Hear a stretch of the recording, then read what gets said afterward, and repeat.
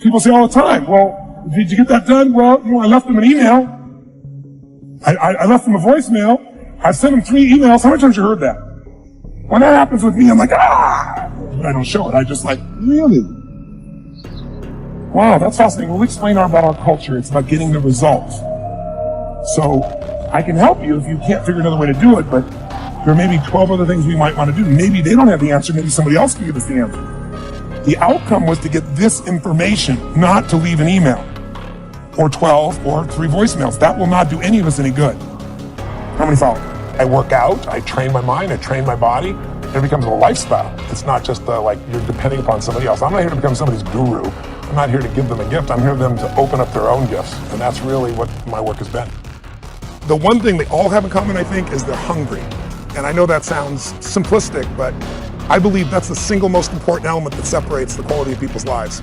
It's not just the ability to have hunger, but to sustain it. Hunger means that you want more. You want more of yourself. You want to make a bigger difference. You want to be a better parent. You want to do something more than there is today, and that you don't get satisfied. Most people start out with hunger at an early stage of life and they lose it. But the people that come to me are hungry either because something's happened, they've had a birthday with a 0 on it, they've gone through a divorce, they're starting a business and they know I've got to have a different level, or they're the best in the world and they're always looking for that edge that makes the difference. Most people in life, we really feel like the level of stress in our life comes to how much of life do you feel like you control, or how much does life control you? You tend to control more of what's going on, or events controlling you. It's very easy to have those events start to take control, unless we take control of what's between our ears, our own mind. You see, what you and I focus on massively affects how we feel, whether we're thriving or surviving.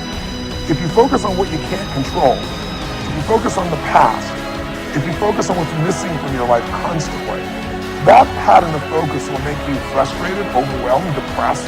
It won't even matter if you're taking antidepressants. If you keep focusing on what you can't control, what's missing from your life, you're going to feel depressed still. You take as many antidepressants as you want. You want to use money, not let money use you. So another thing that'll do it is getting rid of drudgeries. Who here loves to pay for shit you don't want to do? Right? Cleaning the toilet. Who likes to have someone else be able to do that if at all possible, right? Because once you do that, those drudgeries are gone. What do you get to do? You have time. And with time, you can spend more time with your passions, the things that matter for you that you can do in the world, that share in the world. And the third thing that gives people the most enjoyment out of money, just so you know, is actually giving it away. And nobody believes that until you do it. Now, if you don't give a dime out of a dollar, you're not going to give 100 million out of a billion ever. Don't kid yourself. It's the place to start wherever we are. And if you do, I think you can find there's enormous enjoyment in that process. And I think you'll also find if there's somebody you love, you do something for, it's even more. It's not about the value of your soul. It's about the value of you in the marketplace. There's always 2 pains in life. There's the pain of discipline, or there's the pain of regret.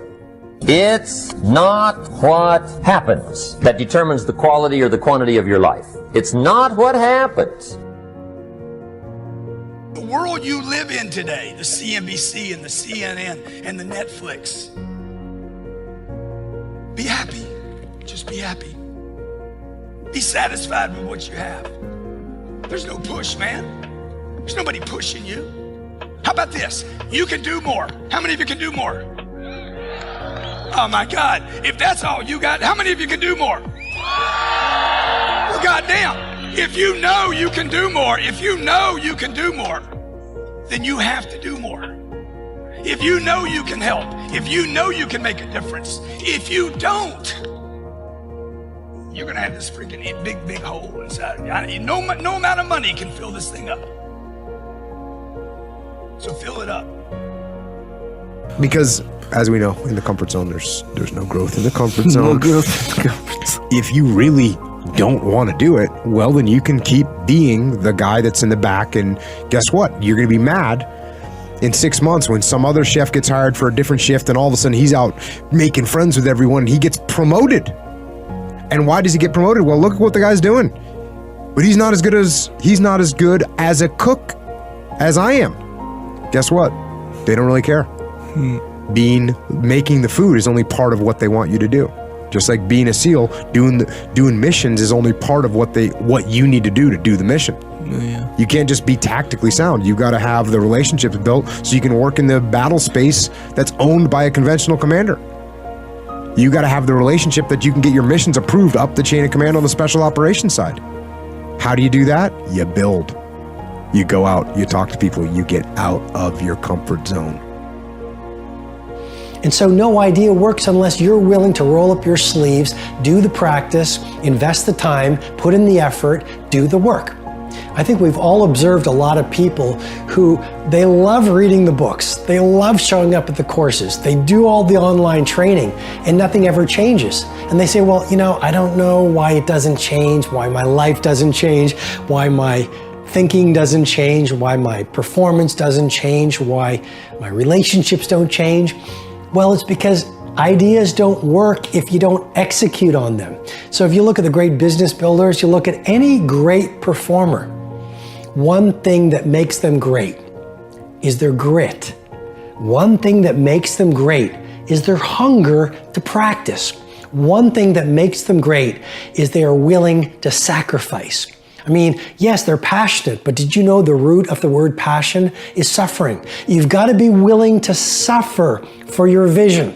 You've got to be willing to suffer to reach BIW, best in world. You've got to be willing to suffer the ridicule and laughter of your critics and your cynics to get to a place called world class.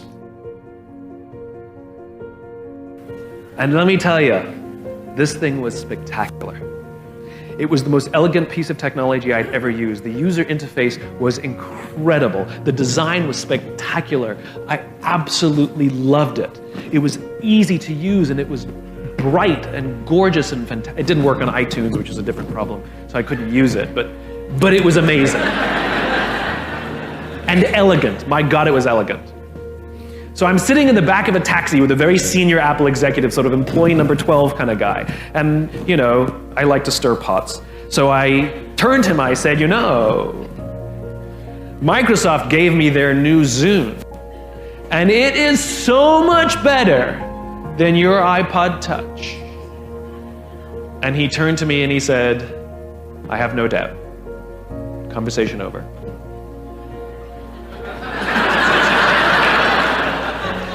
Because the infinite player understands sometimes you're ahead and sometimes you're behind. Sometimes your product is better and sometimes it's worse. The goal isn't to be the best every day. The goal isn't to outdo your competition every day. That's a finite construction.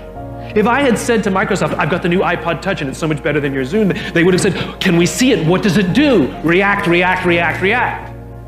Finite players play to beat the people around them. Infinite players play to be better than themselves. To wake up every single day and say, how can we make our company a better version of itself today than it was yesterday? How can we create a product this week that's better than the product we created last week? We also have to play the infinite game. It's not about being ranked number one. It's not about having more followers on Twitter than your friends. It's not about outdoing anyone. It's about how to outdo yourself. It's not about selling more books or getting more TED views than somebody else. It's about how to make sure that the work that you're producing is better than the work you produced before. You are your competition. And that is what ensures you stay in the game the longest. And that is what ensures you find joy. Because the joy comes not from comparison, but from advancement. How many of you struggle with perfectionism a little bit? Okay, so my favorite story is that someone sent me an email one time that said, hey, I know you have a book on shame, not so interested in that, but if you ever write on perfectionism, I can't wait. So here's the secret. When perfectionism is driving, shame is always riding shotgun, and fear is the annoying backseat driver. Say it again. When perfectionism is driving, shame is always riding shotgun. We struggle with perfectionism in areas where we feel most vulnerable to shame. Does that make sense? So we're all comfortable saying, yeah, I'm a little perfectionistic, which is code for I do things really well. But I'm not comfortable saying I have shame. But perfectionism, what is that? I call it the 20-ton shield. Here's what perfectionism really is. It's a way of thinking that says this: if I look perfect, live perfect, work perfect, I can avoid or minimize criticism, blame, and ridicule. Whoa, that's good. All perfectionism is the 20-ton shield that we carry around hoping that it'll keep us from being hurt. When in truth, what it does is it keeps us from being seen. And so we had a great talk about what's the difference between perfectionism. Yes, because somebody on my staff had the nerve to tell me that I was a perfectionist.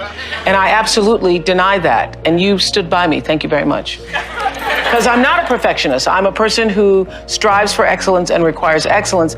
There is a difference, is there not? There is a difference. Here's the difference. Because sometimes I'm a healthy striver. Yeah. And sometimes I'm a perfectionist. It depends on if I've got a worthiness crunch going on. So healthy striving is internally focused. It's I want to do this and be the best I can be. Perfectionism is not about what I want. Perfectionism is exactly what will people think.